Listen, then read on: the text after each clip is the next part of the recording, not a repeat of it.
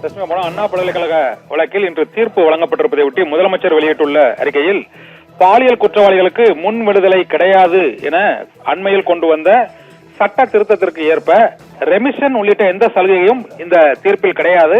30 ஆண்டுகள் ஏக காலத்தில் அந்த தண்டனையை ஞானசேகரன் அதை அனுபவிக்க வேண்டும் என்ற தீர்ப்பை வரவேற்பதாக முதலமைச்சர் மு.க. ஸ்டாலின் விடுத்துள்ள அறிக்கையில் தெரிவித்திருக்கிறார். இளம்பெண் ஒருவருக்கு நிகழ்ந்த அநீதியில் கூட அரசியல் ஆதாயம் தேட நினைக்கும் சிலருக்கு இந்த தீர்ப்பின் மூலமாக அவர்களது எண்ணம் தவிடுபடியாகி இருக்கிறது என்று முதலமைச்சர் மு.க. ஸ்டாலின் விடுத்துள்ள அந்த அறிக்கையில் தெரிவித்திருக்கிறார். மேலும் பெண்கள் பாதுகாப்பு பற்றி வேடம் போடுபவர்களுக்கு செயலால் பதிலளித்திருக்கிறது தமிழக காவல்துறை என்றும் முதலமைச்சர் மு.க. ஸ்டாலின் விடுத்துள்ள அந்த அறிக்கையில் தெரிவித்திருக்கிறார்.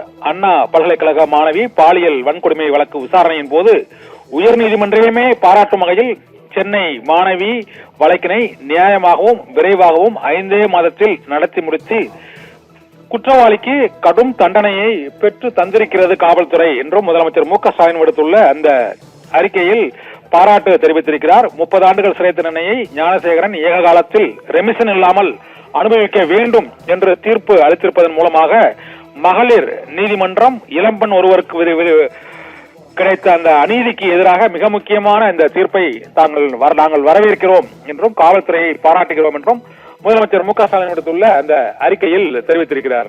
பானு.